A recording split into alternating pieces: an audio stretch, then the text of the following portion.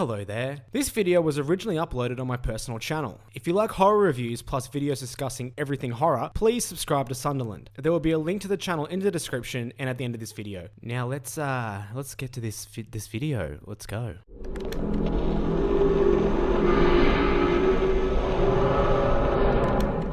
While I was sitting on the train on my way to work, I decided to check my bank account. Oh god, I have no money! So, trying to deal with my inevitable future of living on the street giving blowjobs to strangers for Coles coupons, I decided to look up some rare horror games on eBay that I wanted to add to my collection, and holy shit, these games are expensive. My car doesn't cost as much as some of these games. And that is what led me to make this video. So sit down, grab a drink, depressingly look at your bank account, and let's talk about some of the most expensive horror games that are definitely not worth their ridiculous price tag.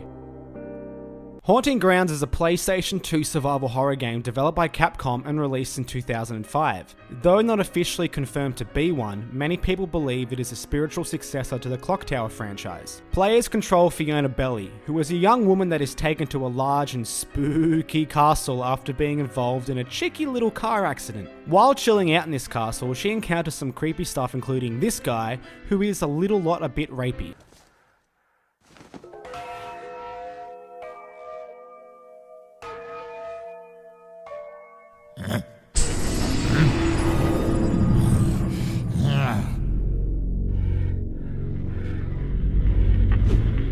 Oh god, please pick up the doll.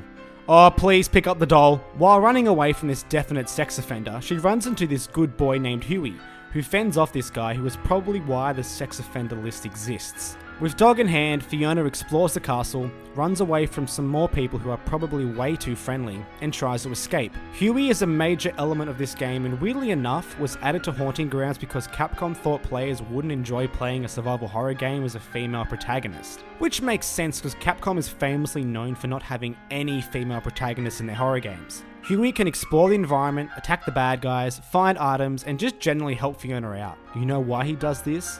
Because he is a good boy. When the game was released, it received pretty mixed reviews. Reviewers said the game was gorgeous, but they found the gameplay pretty repetitive. Critics praised the game's sexual objectification of Fiona, which was a weird sentence to write and a weird sentence to say. But they said Fiona being viewed as an object of great desire made the player feel more in danger when they were confronted by the enemies. But why is it so rare? Only a certain number of copies were produced in the West and sales for the game were way lower than expected. Shortly after release, it fell into obscurity. This lack of supply has jacked up the price and made it very desirable amongst horror game players. But how much does it cost? When I was checking out eBay, I saw the game ranging from about $150 to $400, depending on whether it is new or used.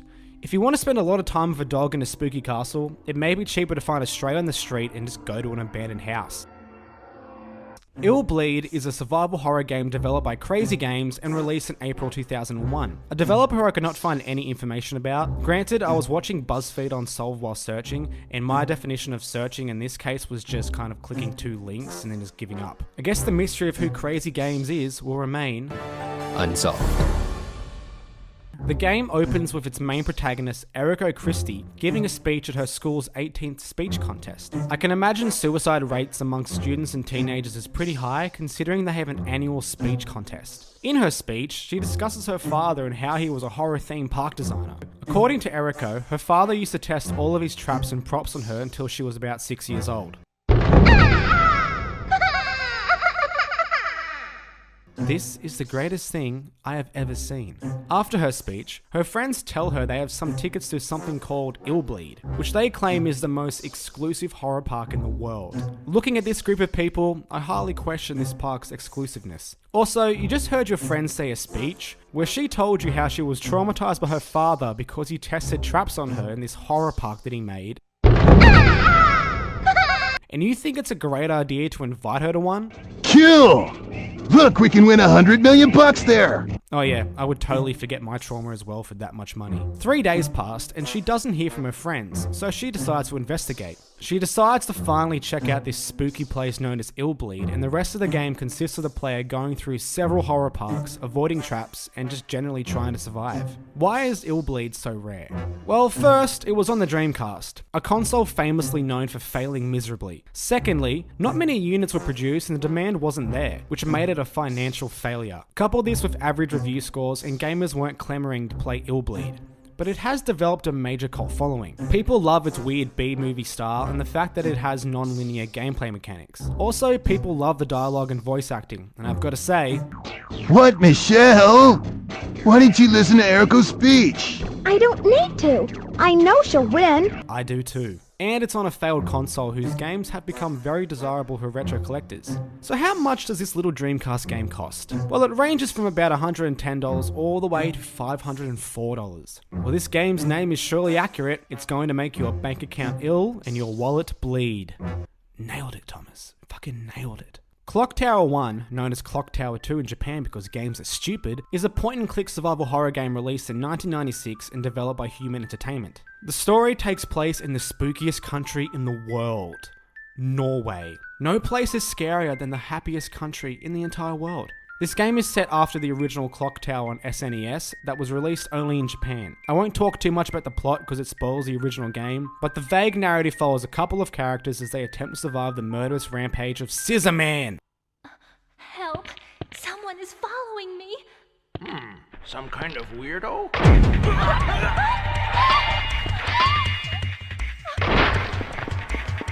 The game has a variety of endings based on the player's actions, so it has a lot of replay value. It is a point-and-click adventure game, so you do some pointing and you do some clicking, sometimes in quick succession. The power of video games, people. It's amazing. You will have to solve some puzzles, avoid some monsters, and try your best not to get cut in half by the giant scissor-wielding Angus Young from AC/DC. So why is Clock Tower so rare? Well, this is the interesting thing about Clock Tower. It was a financial success in Japan and was enough of a success that the developers received a bonus. But the major problem Clock Tower faced was out in the West. It was released at the peak of the survival horror genre on the PlayStation, so it had a lot of competition. Also, though many reviewers praised it, they only really recommended it to point-and-click adventure players. So that could have played a part. The fact it wasn't much of a hit out here in the country of Round Eyes, the amount of copies available was limited, which of course makes this so expensive. How expensive? Just ranging from $132 to $500. So if you want to save some money, just give your shortest friend a pair of scissors and make fun of their height enough till they want to kill you. If you manage to escape, you just recreate a clock tower. If you are killed, you get to die. So it's a win-win really.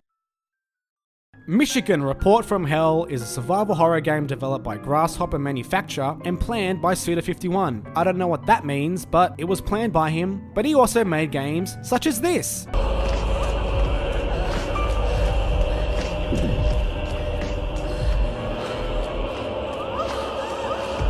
The game focuses on a news crew for Zaka TV, who cover strange and creepy phenomena. They are assigned to cover some sort of outbreak occurring in and around Lake Michigan, which, oh my god, it makes sense why this game's called Michigan Report from Hell. God, games are clever. This area has been covered in a mist, which, unfortunately, is transforming people into leech-like monsters with a taste for human flesh. What is very interesting about this game is the player controls a television camera operator, and the whole thing is seen through his camera's lens. The main way the player interacts with the world is by tagging objects with their camera, which will draw the attention of the reporters and will get them to interact with it. This can be used to solve puzzles or fight bosses. One weird thing about this game is the 3 types of footage the player can film, including suspense, immoral, and erotic. You get the erotic points by filming up the reporter's skirt or filming porn nearby. So that is a thing in this game. Creepy sex stuff aside though, the game is extremely unique in the gameplay department and looks janky as hell, which is fucking beautiful in my eyes. But why is this game so expensive? And the reason why I'm saying this game is because I have a hard time saying Michigan. Oh, I got it that time, nailed it. The game only sold just about 30,000 units in Japan, and it was released in Europe, though Suda51 had no idea about that until an interview in 2008. It never made its way to the shore of the United States, and since it had a limited release in the West, localized versions of this game have become extremely rare. And considering Suda51 has a massive cult following and people know this, the cost of the game has skyrocketed. So how expensive is this thing? Oof.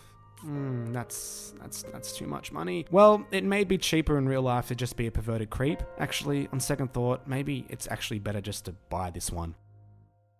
Rule of Rose is set in England in the year of 1930, and the plot centers around a 19-year-old woman named Jennifer. She is led to an abandoned orphanage by a little boy and runs into some more children. But these kids aren't very nice. Well, all kids are assholes, but these ones especially. They kidnap Jennifer and take her to an abandoned airship, which is ruled by a group of young girls who call themselves the Red Crayon Aristocrats, who rank Jennifer as a lower class. If Jennifer doesn't bring them valuable gifts, the aristocrats will kill her. Oh, and she finds a dog named Brown to help her out in her adventure. Is that what you would call this? An adventure? Or like a something not adventure-y? Just play the clip of The Hobbit, please. Go. I'm going on an adventure!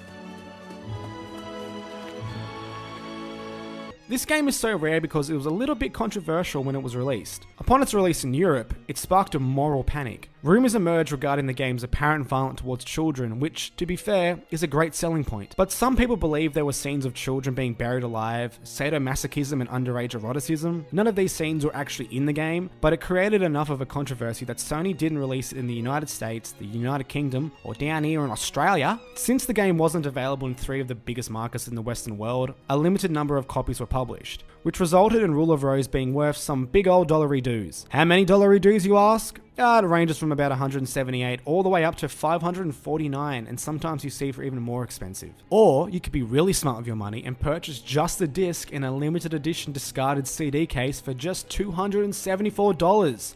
What a fucking bargain. If you want to experience this game but don't want to splash the cash needed to do so, just go to any RSL club, primary school, or children's birthday party. You will find loads of terrible kids at these places. Actually, don't do any of that. I don't want you ending up in a list of some sort. Kuon is a survival horror game released on the PlayStation 2 in America and in Japan in 2004, in Europe in 2006. It was developed by From Software, who aren't known for creating any famous games whatsoever. Shut up, don't talk about it. Kuon is based on an ancient type of Japanese horror story known as kaiden. I don't know why I said kaiden like that, which refers to any type of ghost or horror story, but takes heavy influence from Japanese folktales from the Edo period, which was between 1603 and 1868.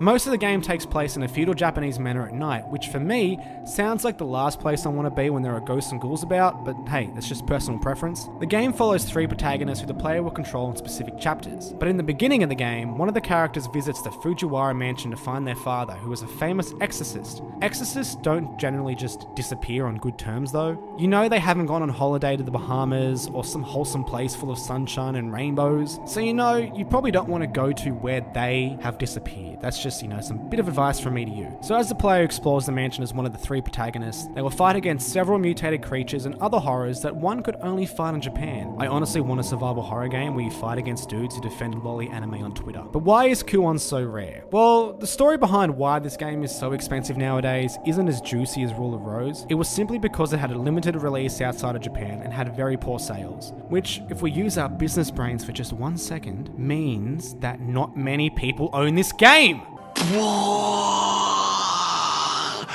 So how much is Kuon online? It ranges from about, just $206 all the way up to, just $599. So if you want to find a cheaper way of exploring a Japanese location full of horrors, just contact your friends on Twitter with an anime display picture and just visit their homes. Just don't touch any of the figurines unless you are wearing at least 5 pairs of gloves and have so much disinfectant nearby.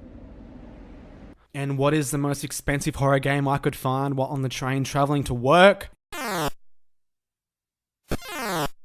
Yup, it's a Texas Chainsaw Massacre game on the Atari 2600 released in 1982. Based on one of my favorite films of all time, the Texas Chainsaw Massacre game lets players control the handsome Leatherface. Well, at least the face of the person that he is wearing is handsome. The gameplay of this title is pretty simple. You as Leatherface murder people with your chainsaw while avoiding obstacles. Kill 5 people and you will refill your chainsaw with the blood of your victims and keep killing until your chainsaw stops working. And that is the entire game. So why is this one so rare? Well, it was one of the first horror games to ever be released. Because of that, it spurred a lot of controversy. There was a bit of outrage in regards to all of the violence, and as a result, many stores refused to carry it. I mean, look at all this violence.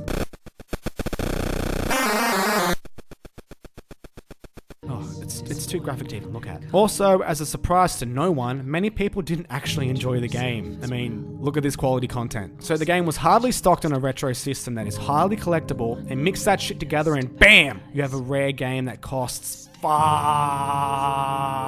I collect horror games, and I've come to realize this is never sitting on my shelf. I think it might be cheaper to actually murder teenagers with a chainsaw. Nah, that would be a bad idea. But on second thought,